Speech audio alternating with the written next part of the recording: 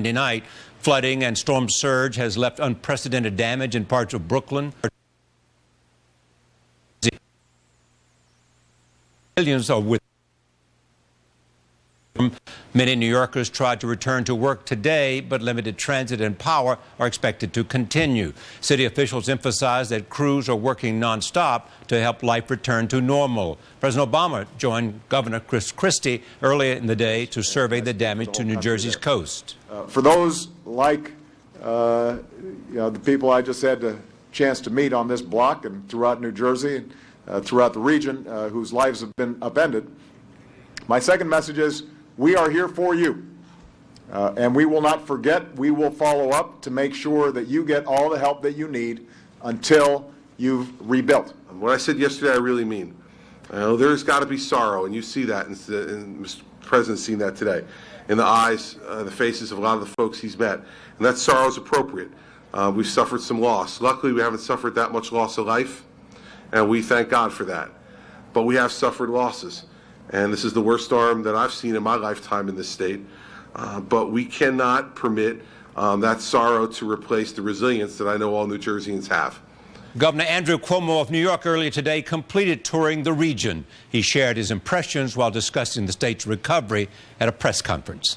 Given the frequency of these extreme weather situations that we've had, and I believe it's an increasing frequency, for us to sit here today and say, well, this is once in a generation and it's not going to happen again, I think would be short-sighted. And I think we need to anticipate more of these extreme weather type situations in the future. And we have to take that into consideration in reforming, modifying our infrastructure, our built environment. New York City Mayor Michael Bloomberg began and ended his briefing at City Hall with words to those who lost a loved one to the hurricane. New Yorkers everywhere join him in extending their thoughts to the victims of this disaster. Everybody here's heart goes out to the families of those New Yorkers who were lost in the storm and to those who've lost their homes. Our thoughts and prayers are with everyone, and we certainly will give our full support over the next weeks and months to those who were hurt by the storm. We turn now to an interview we taped earlier this week with the actor Denzel Washington and the director Bob Zemeckis. It all comes down to the script for me. Right. I mean, when I read a screenplay that I can't put down, and when I read a screenplay that's unique and really well written and complex, I feel it's worthy to do. And then I had heard that Denzel was interested in doing it, and when I read the screenplay, it was like he was like perfect for the part. So I called him up and said, are you really interested in this? And he said, yeah, I am. Number one is the screenplay. I mean, as they say, if it's not on the page, it's not on the stage. Right. So, as Bob said, when you get a hold of something, when you read something that just grabs you, and it's very rare that happens for me anyway, where it's a page turner and it's complex and it's interesting and it's something I hadn't done before, and it's an easy decision. We conclude this evening with the former chair of the FDIC, Sheila Bair. My view is that, look, we had a crisis in 2008, but in 2009 we had a stable system. That was when we should have put down a couple of the worst managed institutions, at least broken them up, spun off a good bank, and the bad assets left into a receivership to be worked out. You would have been able to downsize the sector and more efficiently allocate capital, and again, not paint all the good players and the bad players with the same brush. But we pretty much did what Japan did. We propped everybody up. So the inefficient players are still out there. They're still nursing a lot of legacy loans and bad assets. The impact of Hurricane Sandy, Denzel Washington, Bob Zemeckis, Sheila Bair, when we continue. Funding for Charlie Rose was provided by the following.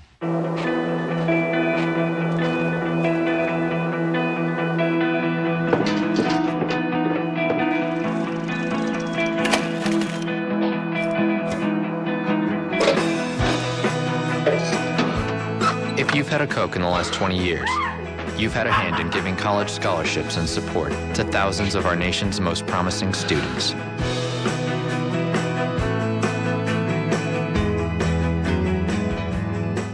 As a chef, we are always committed to our suppliers. Those farmers, those foragers, those fishermen. Fast frogs, eggs left on 2 lobster, chef. For me, it's really about building This extraordinary community. American Express is passionate about the same thing. They're one of those partners that help guide you, whether it's finding new customers or a new location for my next restaurant. When we all come together, my restaurants, my partners, and the community, amazing things happen. To me, that's the membership effect. Additional funding provided by these funders.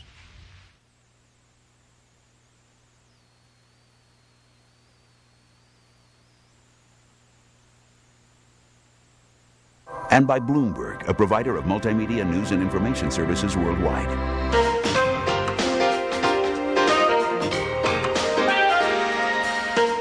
From our studios in New York City, this is Charlie Rose.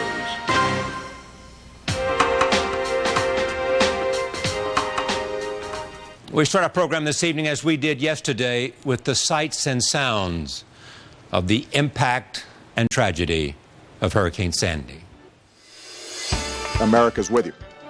We are standing behind you, and we are going to do everything we can to help you get back on your feet.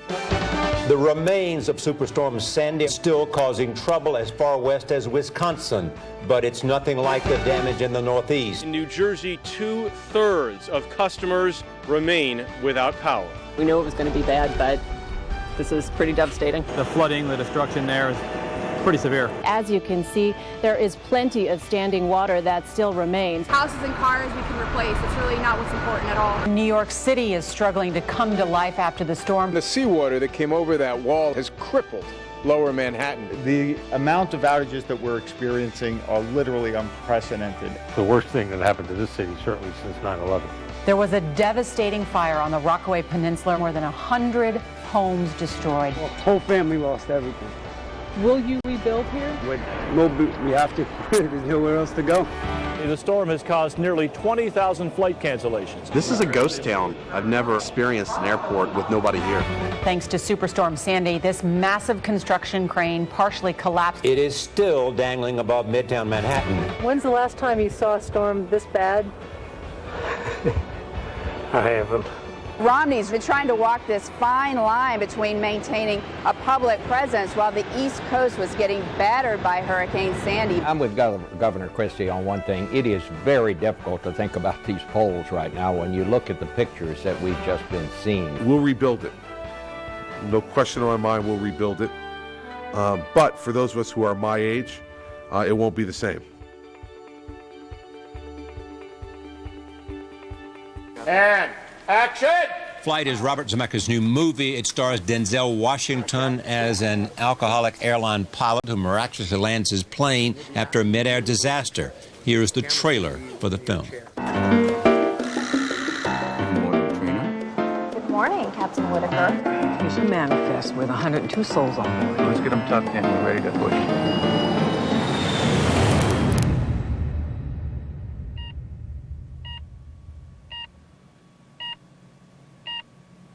How you feeling, Whit?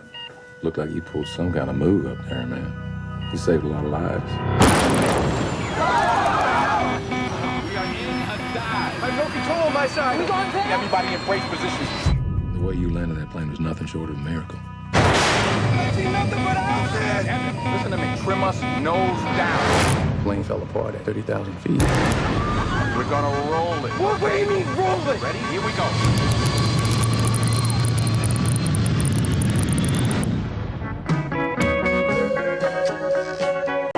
Baby girl, there is all kinds of crazy news people out here. You're a rock star, man. You will never pay for another drink as long as you live. Captain Whitaker is a real American hero. This is Hugh Lang, who's an attorney from Chicago. Why do we need a lawyer? You don't remember having your blood drawn the night of the crash?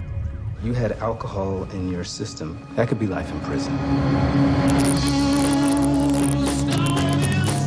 The NTSB hearings in 10 days. They're under the microscope right now. Are you hiding something? You gonna shoot me? Can I come inside? Yeah, come on inside. I'll shoot you inside. This was an act of God. Those God would do that. Our investigators concluded the aircraft failed. The FAA placed 10 pilots in simulators, recreated the events. Every pilot killed everybody on board. You were the only one who could do it. You served my mom. I want to talk about the days leading up to the accident. the night before the flight. Does Whitaker know he's going to jail? My clients don't go to jail. It's alive. It's alive. I'm trying to save your life.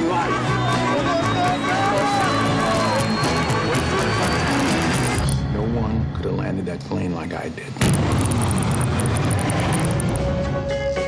The movie is a searing portrait of the price of addiction. Joining me now, the director, Robert Zemeckis, and its star, Denzel Washington. I'm pleased to have both of them here. Welcome. Thank you. Talk about this for me, just for me.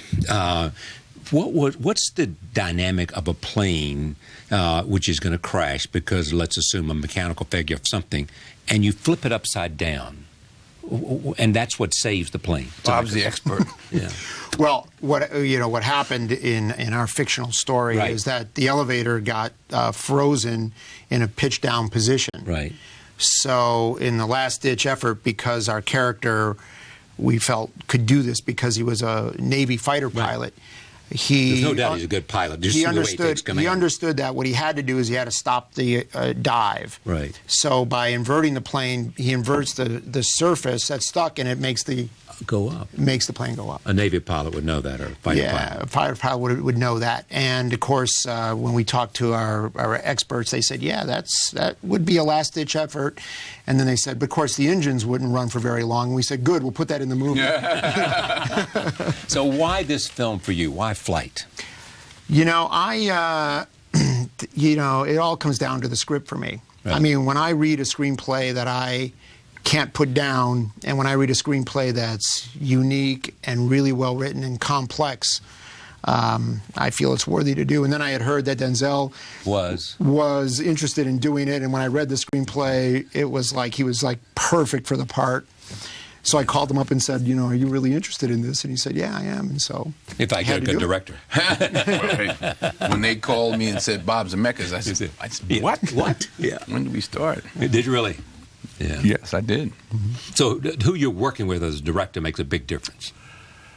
Makes all the difference. I mean, yes, number one is the screenplay. I mean, as they say, if it's not on the page, it's not on the stage. Right. So, as Bob said, when you get a hold of something, when you read something that just grabs you, and it's very rare that happens for me anyway, where you just, it's a page turner and it's complex and it's interesting and it's something I hadn't done before, and it's an easy decision. What are you looking for? I mean, obviously a good play. I mean, a good text and a good director. A good text. I mean, that's what I don't know what I'm looking for. Yeah. You want somebody to surprise you. Yeah. My agent will call and say, hey, this is something you really want to read this. This is something special. And sometimes I agree with them. Sometimes I don't. Now, was this an interesting character? I'd say so. Yeah, I'd say so.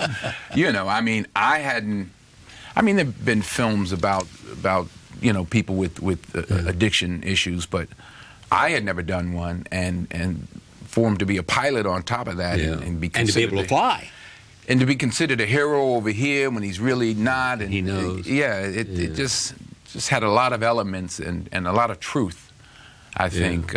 Tell me about John Goodman's character. We'll see some clips in a moment.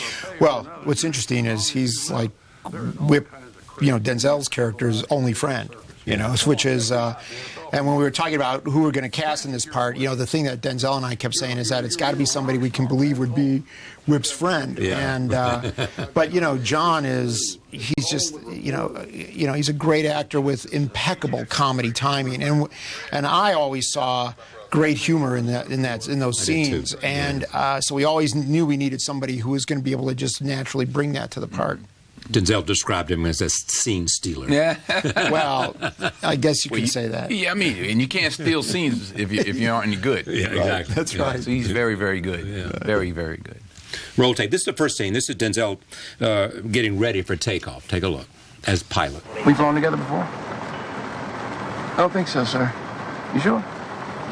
Yeah, Ken Evans. Whitaker. Nice to meet you. My pleasure. Oxygen check. Checks. You want to hit? No, thank you, sir. Sure? Yes, sir. Okay.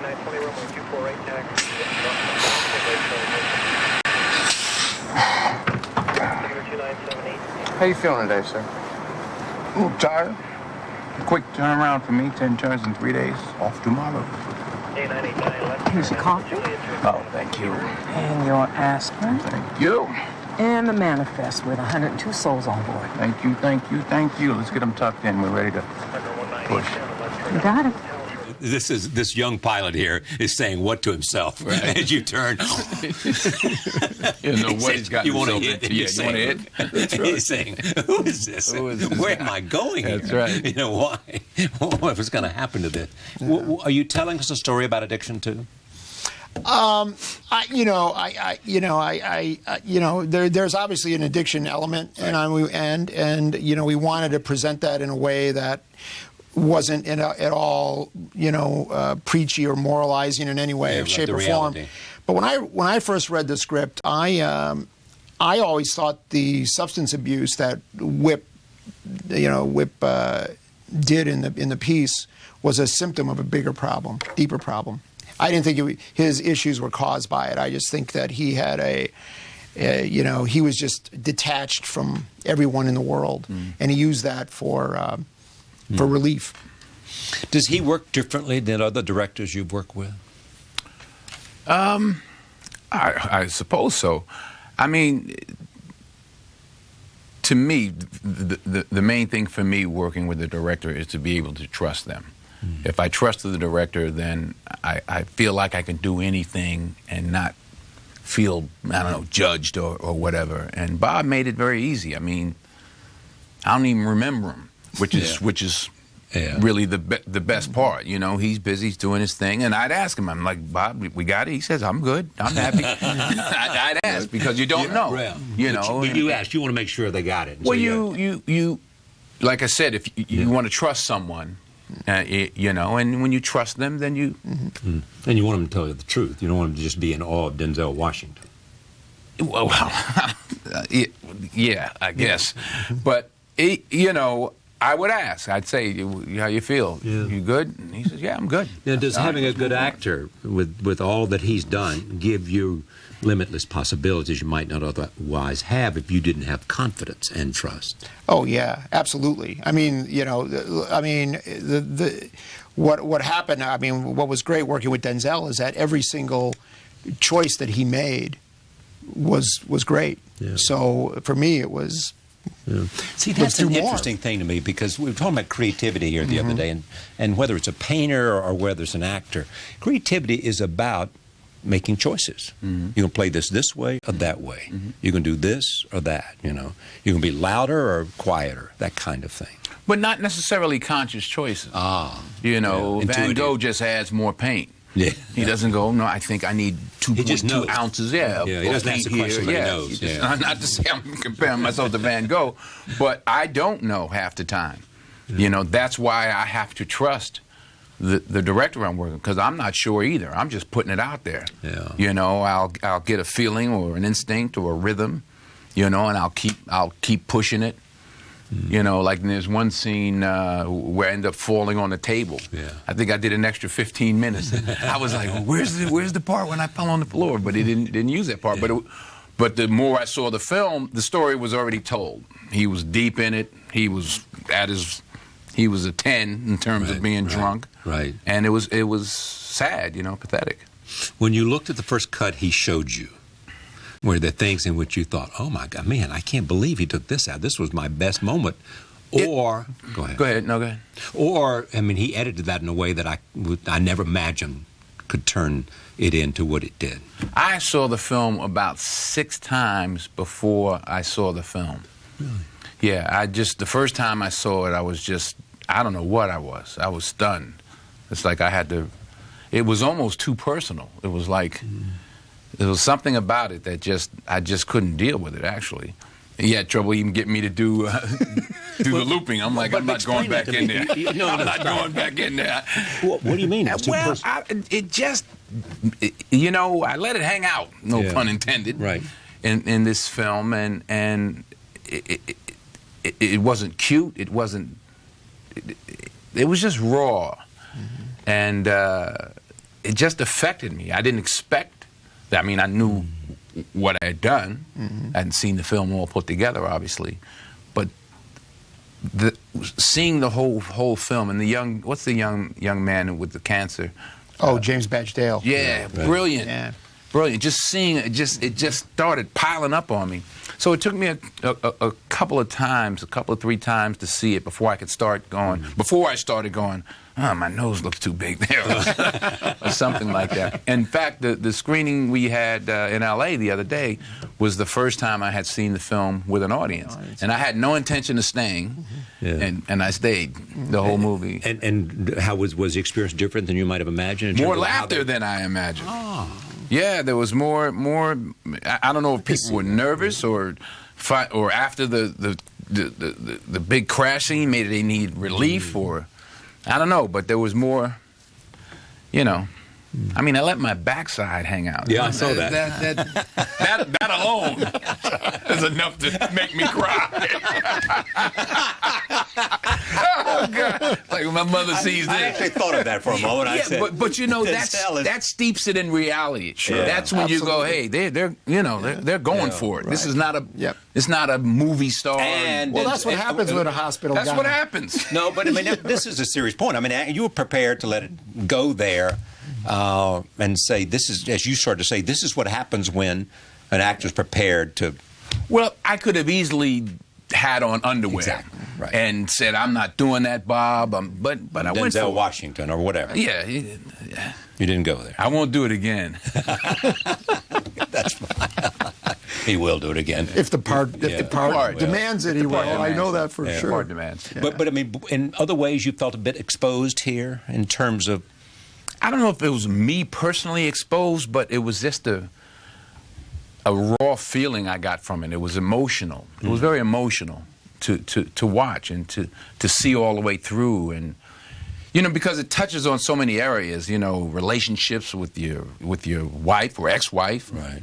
With your children, right? You know, and it may not be the same thing in my own life, but I can relate. You know, and I remember having an argument with my son. It wasn't about alcohol or anything, but it was just, you know, I don't know, it was honest. Even though he's lying the whole picture. Yeah, it's true. But there he's not, you know. Could you sense this, what he's talking about? I mean, here, that he was giving you something here. Oh, yeah. No, I saw it coming. You know, it was interesting in this film specifically. In the early weeks when I started assembling the footage, I was going through with my editor our traditional way of editing, and something wasn't right, and I wasn't quite sure what it was, and I just kept thinking about it, and what I realized was that, you know, Denzel's performance was setting the rhythm of this movie, and and it came to me, and I said, you know what, we can't just cut like we would traditionally, which is basically going by the script, you know, important lines to, you know, come to the other actor for and that sort of thing. We had to do that, but we had to do that on this rhythm, and it was really, really interesting because Denzel went into this thing and this whole performance had an internal clock to it, and we just had to stay true to that, and that's what guided me through putting this movie together. Roll tape. This is the second scene of Denzel in the plane trying to save the plane. Southjet 227, we're in an uncontrolled dive and we got a jam stabilizer or something. Oh, Lord, we're coming on 7,000. I see nothing but accident. When I say I want you to retract the flaps, retract the gear, trim us nose down, okay? Trim down? What are you going to do? When I tell you I want you to push these forward, full throttle. You do that? Okay, when I tell you... Wait, sir, what are we doing? Why would I trim down? We're going to roll it, okay? What do you mean roll it? We got to do something to stop this dive. Here we go. I've got control. All right, that's flat. Speed brake. Speed brake.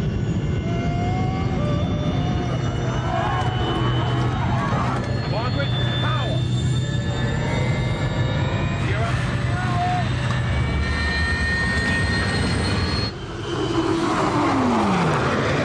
I'd say some very fine editing there, by the way. But you were upside down doing that. Is that right? Yeah. Yeah, absolutely. Yeah.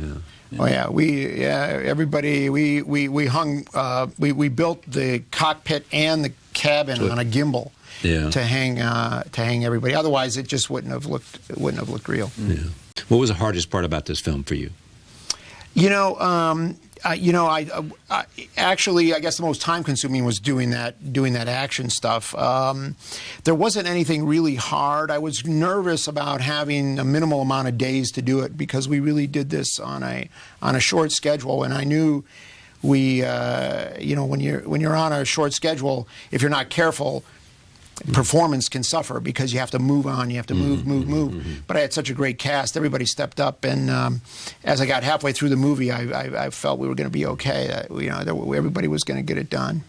I want to show more of your performance here. This is when you're discussing the fallout from the accident. Here it is, roll tape. So, why do we need a lawyer from Chicago? He specializes in criminal negligence. Criminal negligence? Mm-hmm. Death demands responsibility. 6 dead on that plane. Someone has to pay. I flew the plane inverted. That means upside down. You have any idea what that's like? I do. I heard the black box recordings last night. Oh, you saw you a pilot? No, I'm not. Then you don't know what you're talking about. All right, let's cut to the chase. Just tell me what it is I need to know, Charlie. The NTSB GO team also collects blood, hair, and skin samples. An initial report shows that you had alcohol in your system. Thank you. So that doesn't mean anything. A couple of beers the night before the flight. This toxicology report states that you were drunk. And if it is proven that your intoxication was the cause of the death of the 4 passengers, now we're going to look at 4 counts of manslaughter. That could be life in prison. See, that was a scene that I remember when we were starting it off, because it's not a conscious decision, but Whip was a jerk in a lot of ways. He's very argumentative for no reason sometimes. And in that particular scene, I remember I said, okay, wait, you got to lighten the load to begin with. Right. Why do I need a lawyer from? Why do I need a lawyer from? Right. Don't get too heavy too soon, so there's somewhere to go. Right. Yeah. I mean, what's interesting about this also, I mean, here's a guy who was a pilot and a damn good pilot. Now, it may have been his arrogance, right, that he could do what he was doing and think he could still fly the plane. Right. I mean, that's a high on cocaine or alcohol or whatever it might be. Yeah.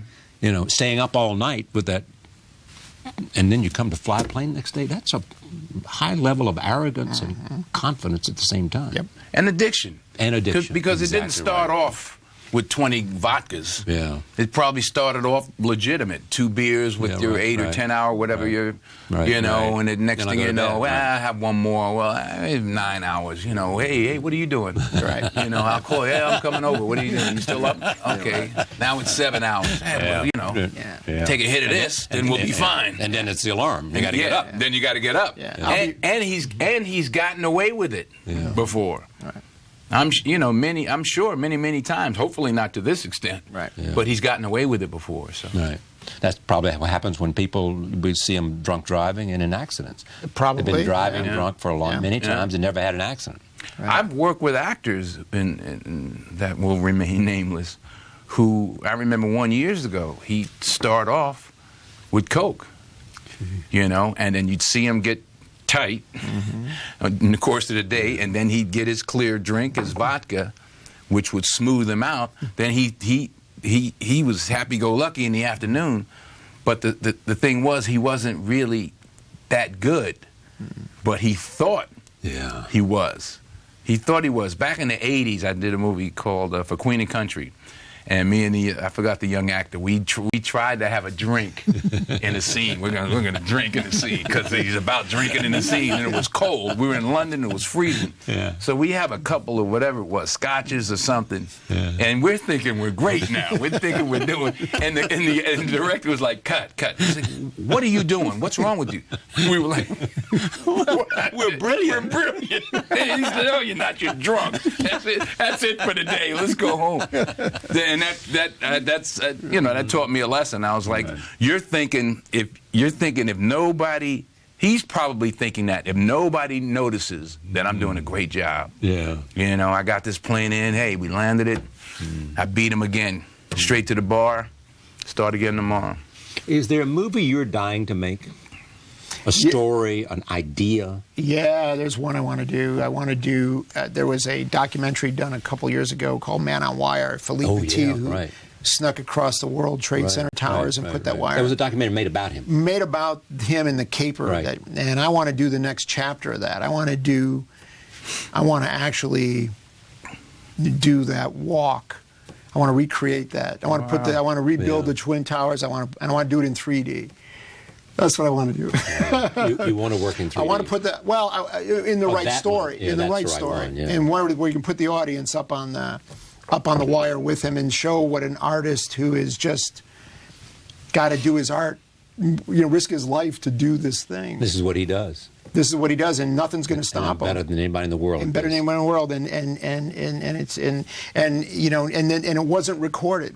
Back in 1974, he was on that wire for 45 minutes, and nobody could scramble a news crew camera in that amount of time. There's not a single moving image of that. Wow. And you, sir? Any movie you want to make? What I want to do is come back to Broadway, which I plan to do in 2014. Scott Rudin and Kenny Leon, who directed me in Fences, was in here recently. Yeah, we're all trying to figure out which play to do. I won't say which play. They already got their mind made up. Right. But 2014. That's because you love theater? That's because I love theater. I love theater the most. Yeah, I like acting on stage more than film. Because it's live? Because there's an energy you get from it. I like doing what I'm doing. I like directing, I like acting on stage, and then I like acting on film. And you can do them all. Well, I can try. Plus, you can be whatever this is. You can be cool. Yeah, right. This is not the guy who I saw the backside of. Oh man, that was skinny man. I lost like 15 pounds just to do that. I put it all back on too. But that's cool. No? Great to see you. My pleasure. Thank you. Great to see you. Thank you. Movie's called Flight. It opens Friday, November 2nd. Friday, November 2nd. Flight. Back in a moment. Stay with us. Sheila Bair is here. She served as chairman of the Federal Deposit Insurance Corporation, known as the FDIC, from June 2006 until July 2011. She was one of the key players in the government's response to the financial crisis. She was also among the first to identify the foreclosure problem and call for action to help troubled homeowners. Her leadership of the FDIC through tumultuous times earned her widespread acclaim. In 2009, Forbes magazine named her the second most powerful woman in the world, behind Germany's Angela Merkel. She offers her perspective on the financial crisis and proposals for reform in a new book. It is called Bull by the Horns, Fighting to Save Main Street from Wall Street and Wall Street from itself. I'm pleased to have her here at this table again. So was the title easy for you? Actually, the title was my publisher's. I have to admit, it's a good title. My title was It Could Have Been Different. It Could Have Been Different. But that title probably sells more books. And here's what's interesting, the dedication to my beloved children, Preston and Colleen, and my husband, Scott, a true saint. Is that because he had a wife who was working all the time? Yes, he was. Or even when she was home, she was completely preoccupied with work. So he really filled in throughout the crisis. The kids never resented their stay-away mom, because he was there for all the parent-teacher conferences, the school concerts. So he was there for all of it. Looking back over that tenure, what was the proudest moment for you, and what do you regret the most? The proudest moment, it was, I think, the way the FDIC was able to assure the public that their insured deposits were safe. People left their insured deposits in the banks. If we'd had bank runs, if people had taken their money out of the banks, we would have, the system really would have truly fallen apart. And they did because of the FDIC. They did. They kept, that's right. And even when banks were unwilling to lend to each other, people were keeping their deposits in the banks. So the Main Street actually kept its head better than Wall Street in a period of time. I want to look back at history with you, but I also want to look at the Dodd-Frank bill. What do you think of it? I think we're better off having it than not having it. It's not a perfect bill. Damning with faint praise. Well, it is. Dodd-Frank is all about... Dodd-Frank by itself really doesn't do anything. Dodd-Frank gives authority to regulators to write implementing regulations. And I think the implementation has left a lot to be desired. I don't think there's been a lot of prioritization. Most of the deadlines have been missed. There's been, when the rules do come out, they're very complicated, they're very lengthy, they're riddled with exceptions, and that creates cynicism with people about are they going to do any good? And then, ironically, the industry, which frequently has lobbied for those exceptions, then attacks the regulators for having rules that are too complex. So I think the regulators need to stop being pushed around. They need to stop listening to all of this lobbying and requests for special exceptions, and just do their job and get the rules written, make them strong, and finalize them. And did what happen because you think the lobbying influence of the financial sector was successful? It was, well, and it was prior to the crisis. So that's one of the reasons I wrote the book. I think Main Street needs to engage. People are busy. They have a lot of things to worry about, but they need to start educating themselves on this issue because it's not getting fixed. And the tragedy of this, prior to the crisis, there were a few simple things that could have been done that would have prevented this crisis. One was we should have raised bank capital requirements. We should have constrained the ability of large financial institutions to use a lot of borrowed money to fund themselves. Instead, regulators, in response to lobbying pressure, were allowing many large financial institutions to take on more leverage. And what about Glass-Steagall? Right. Well, I do think the Glass-Steagall issue, ironically, is something that is now an issue because of the bailouts and all the consolidation. It wasn't so much a driver of the crisis, but it's an issue now there. I think this is a real problem, and I see insured deposits funding more and more really high-risk activity. And that high-risk activity may have economic worth, but I don't want the government funding it with insured deposits. So I would like to see a very... You want insured deposits to be only for banks that engage in traditional banking functions, lending, not so much trading and other things. No. Derivatives, securities trading, market making, that should be outside of banks, exactly. So if you do those kind of things, you're not a federal deposit insurance company. No, take deposits, make loans, trust services, payment processing, those are traditional functions. Can they make enough money doing that to satisfy stockholders? Yes, they can. And actually, if you look at the traditional banks, the smaller the regional banks, the U.S. Bancorp, the BB&T, the PNCs, that pretty much follow a traditional banking model, their shares are performing a lot better than these big high-risk institutions. If, in fact, and what about too big to fail?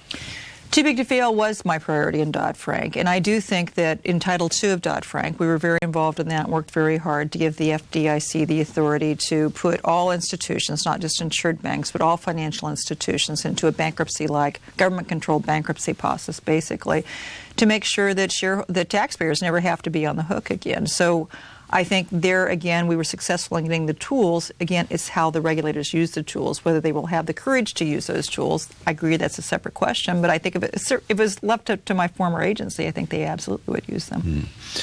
When you just went to Boston or to Massachusetts to endorse Elizabeth Warren, who at one time had thought might head up the Consumer Protection Agency. That was not to be. Right. She wasn't even nominated by the president. Right.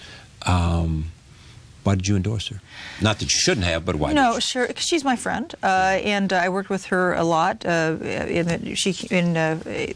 was actually on the advisory committee that I had set up at the FDIC to advise us on consumer issues and how to make the banking system more accessible to lower income people, and she was a tremendous help in that. And then, of course, I worked with her when she became the chairman of the Congressional Oversight Panel, Nancy Pelosi's appointment, and we agreed a lot on some of the misuse of TARP funds. And then when she became the special advisor to set up the Consumer Bureau, I was very supportive of the Consumer Bureau and tried to make sure the resources of the FDIC were there for her early on. So we have several years of working together. We don't, probably on fiscal policy, we disagree a lot. I think on regulatory policy and consumer protection in particular, we agree a lot. But most importantly, I have confidence that she is an independent person. She will not listen to special interests. She'll do what she thinks is right for the public, and we need that right now in Washington. I mean, this is what the reading was at the time. She wasn't appointed because Democrats seem to have said to the president, "You can't get her confirmed." Yeah, right. Well, that your reading of it? That's. I think there was. Yes, and I think that was publicly reported at the time. But maybe since this was a bureau that she had helped create, it was her idea, it was her initiative, and a lot of the consumer groups really were very supportive of her, and she's got a very good public reputation as well. To have nominated her, at least find out, fight the good fight. And she was prepared to go there. My guess is if the president had asked her, yes, she would have done that. She would have willing to risk it. Put the name up. Yeah, I think he would have had that conversation with her. I don't know that ever occurred. But what should have been done about too big to fail? Mm-hmm. Well, as I say, look, I was skeptical. We needed to do something. I don't want to suggest that. So in 2008, we were dealing with a situation that was spinning out of control, and we didn't have good information, so we threw a lot of money at it.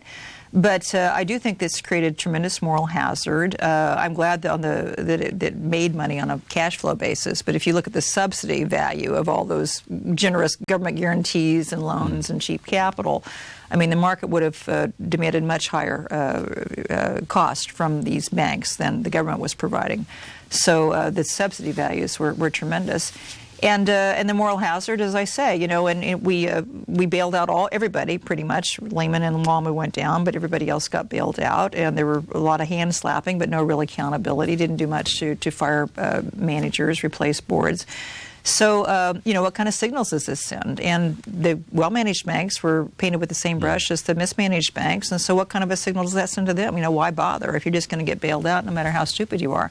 Well, if you say that, do you believe then they should have allowed Lehman to fail? Yeah, I think, well, all look. the consequences it might have had or seems to have had? Well, I do think part of the reason that the Lehman bankruptcy was so disruptive was because it surprised the market. And I do think, as I said, the original sin was Bear Stearns, and I've never seen a good analysis. Bear Stearns was bailed out in March of 2008. We didn't have a crisis in March of 2008. We had a deteriorating situation. Bailed out because the Federal Reserve guaranteed what they did. They took $30 billion. That's right. They took $30 billion of the worst assets and guaranteed against loss. So, so yes, it was a government-facilitated open, what we call an open bank bailout. So it didn't go through bankruptcy. Shareholders, they took some dilution. They took some hits to the values of their shares, but bondholders, counterparties, they were all completely protected. And I think with Lehman Brothers, again, that was a slow burn. That was a period of several months where people knew that Lehman was getting into serious trouble, but the management, and earlier in 2008, Lehman had some opportunities to sell itself. As the situation kept deteriorating, basically their last buyer standing was Barclays. And I think Hank Paulson, as he says in his book, thought they were going to be able to do a sale to Barclays, but then nobody called the FSA, which was it wasn't the Bank of England, it was the Financial Services Authority. Right, you're right.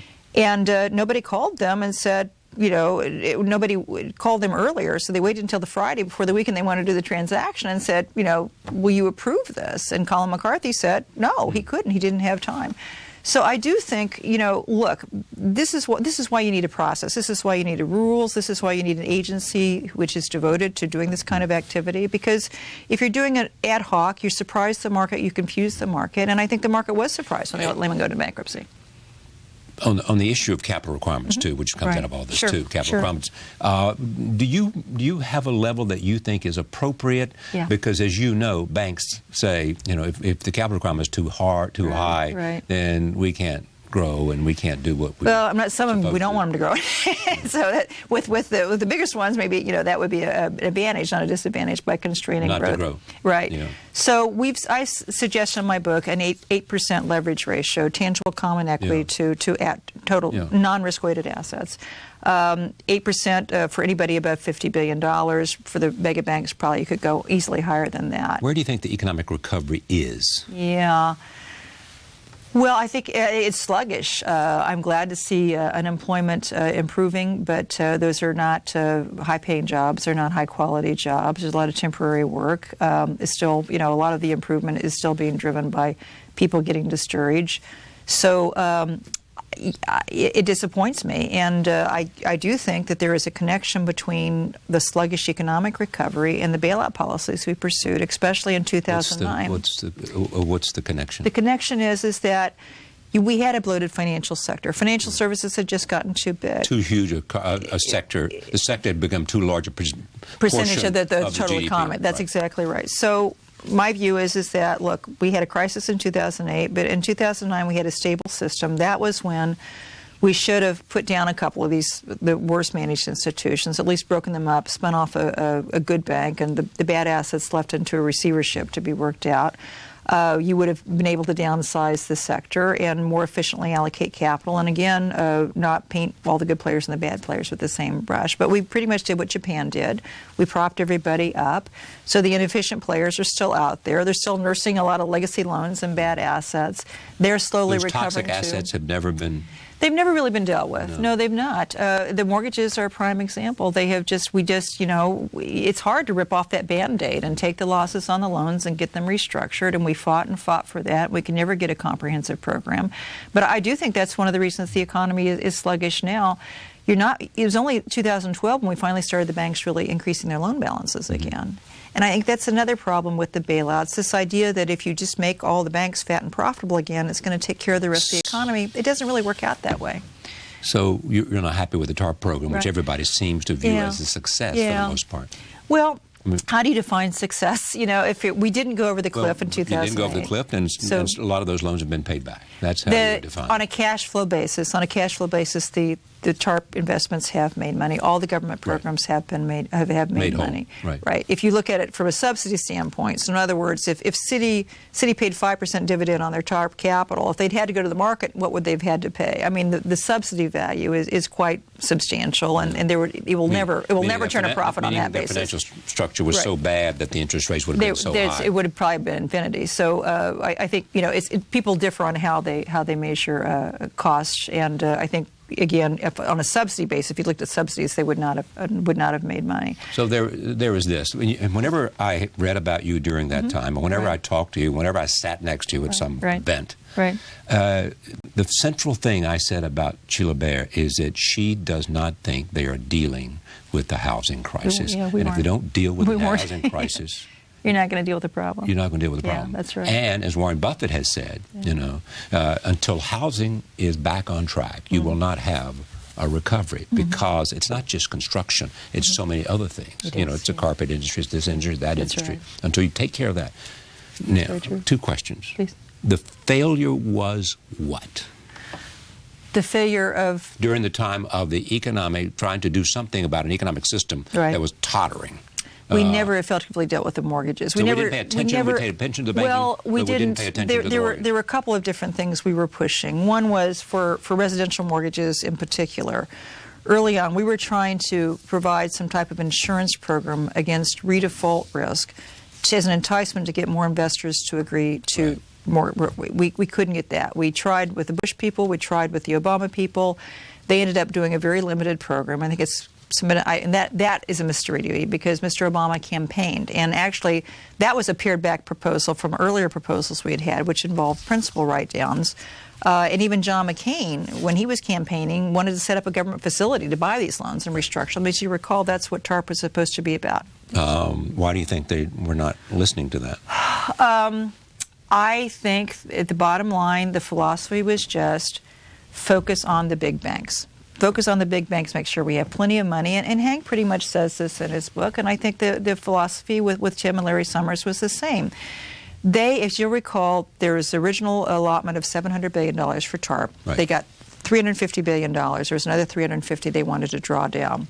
They couldn't draw that down because Nancy Pelosi and others had told them that they needed a loan modification program. When Congress approved TARP, they thought they were approving troubled asset relief, a program to get the loans off the books of the banks and restructured. So they had to say that they had some type of foreclosure prevention program to get the second $350 billion. So I think that's really what they were focused on. It was just any program. They didn't really care. And they were told by a lot of people, including me, that the program that they were looking at, the financial incentives, were not going to work, and they didn't work. But I think the philosophy was the mortgages, they're hard, it's difficult, it's messy, but it's easy to just throw a lot of money at these big banks, and that's what they kept doing. And do you think they did it because they believed that was the right solution, or do you think they did it for some other reason? No, I do. I think the motives were pure. I think they absolutely thought that if you get the banks healthy and profitable again, the rest of it's going to take care of itself. And it just didn't work out that way. We didn't get increases in lending until this year. You know, there are lots of different ways banks can make money. They can take their cheap deposits and reinvest it in so you're not saying that anybody, whether it was Paulson or Geithner or Larry or Ben Bernanke, were favorable to the banks because they were not measuring their corner offices or something. No. There's nothing like that. I think it's that perspective. The perspective, and I think I'm not the first one to say this about bank regulators in particular. They confuse their public policy obligations with whether the bank is healthy and making money or not. And they're two different things. We had a lot of profitable banks leading up to the crisis, but they were making money the wrong way. They were making money in a way that was unsustainable and ended up blowing up in their faces and our faces too. Which created subprime or simply was trading and all kinds of derivatives and all that businesses that... You think they knew what was going on? Not in terms of what was happening, but did they truly, at the top level, understand the complexity of it? I don't think so. I don't think we do now. I don't think we do now. It frightens me, and I think the market wants to think that these regulators are on top of everything and understand all the things, but they can't. They just can't. These institutions are too large and too complex and too interrelated. That's really the problem. So should they be broken up? Well, as I argue in my book, I would let them stay in the same organization, but I would require that there be clear firewalls between traditional banking and other, exactly. And within the structures. But they could say, so they could share. I think you can. Yes, we've used firewalls successfully at the FDIC. You can share your IT, your HR, those types of things. But for the business lines should be separated, and they should have boards that have expertise in those areas too. And Glass-Steagall should be.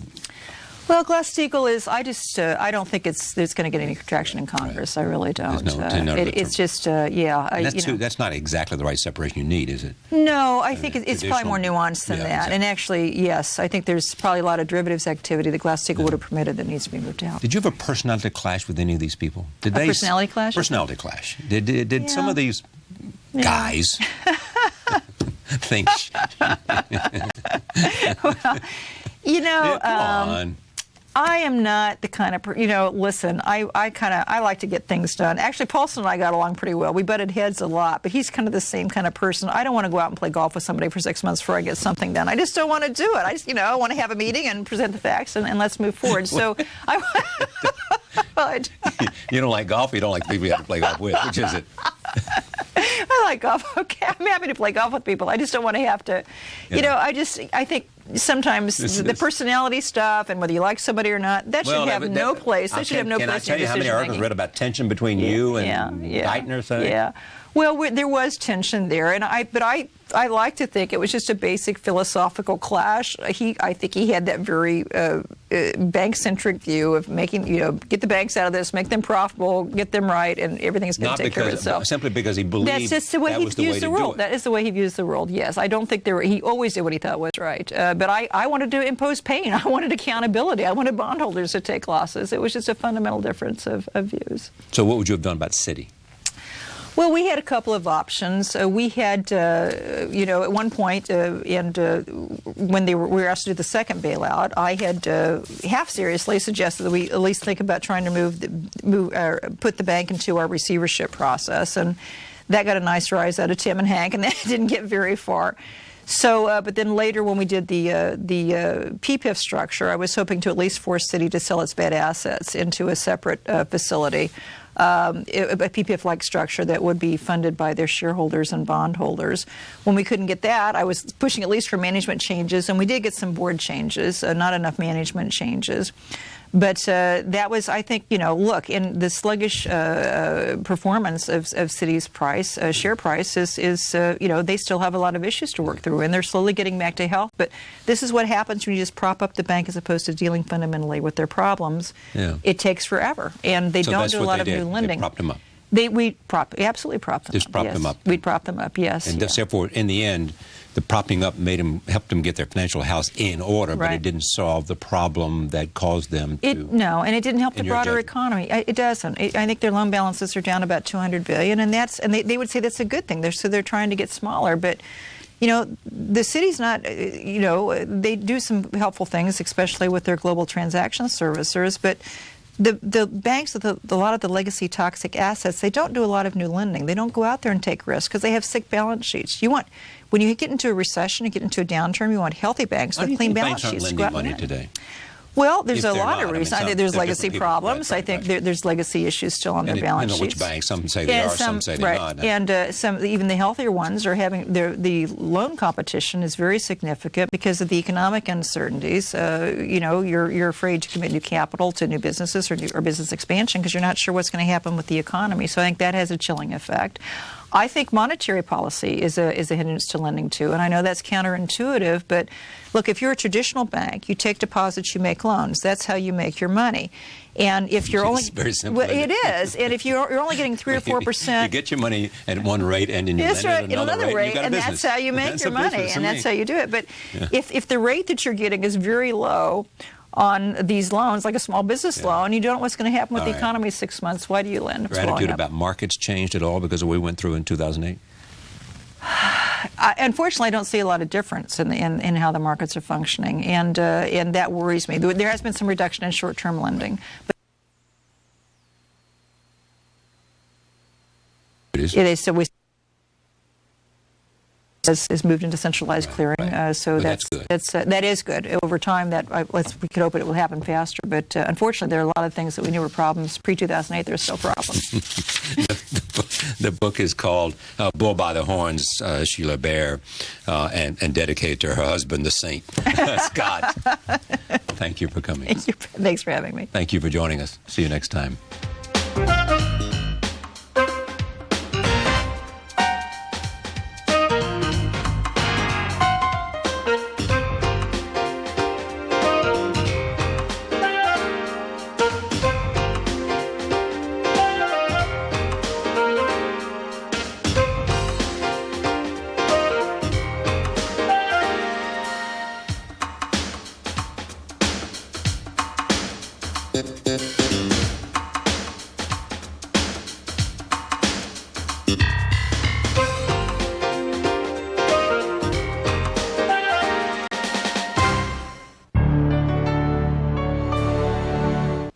Funding for Charlie Rose has been provided by the Coca-Cola Company, supporting this program since 2002.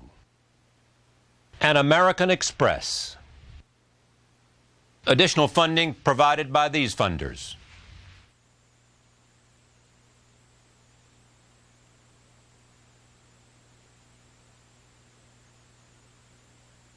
And by Bloomberg, a provider of multimedia news and information services worldwide. Be More, PBS.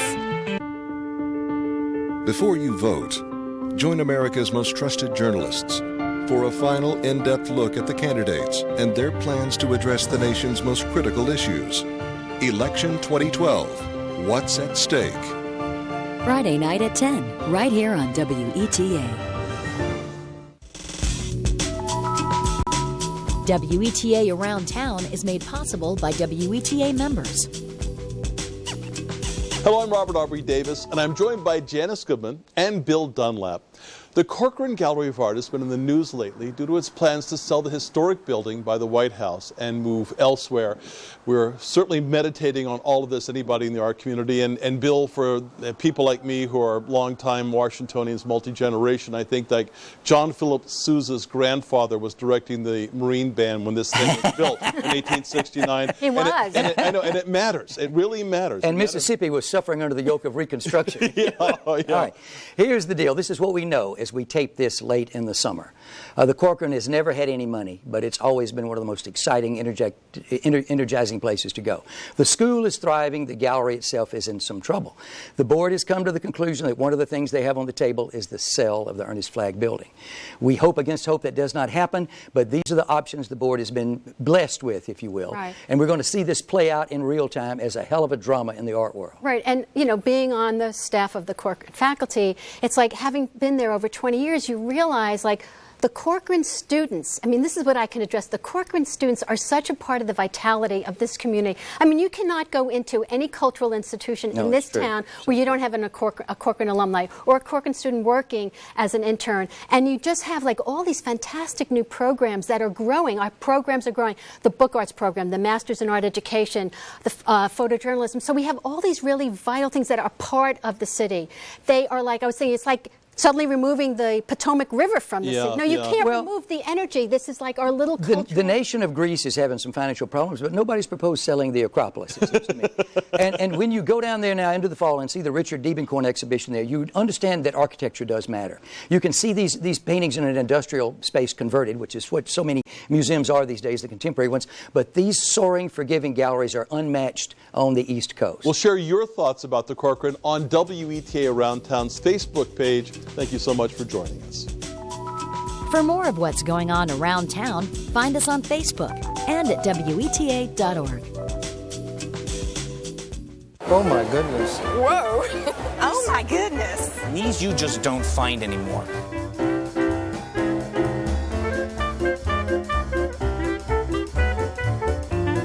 Tonight on WETA, catch the adventures of Sherlock Holmes at 8. Then the mystery continues with Belgium's suave super sleuth, on 2 episodes of Agatha Christie's Poirot, tonight on WETA. Also available in HD. Hold on. Marilyn Monroe, it's very hot right now. Wait till you see this. I gotta go for it.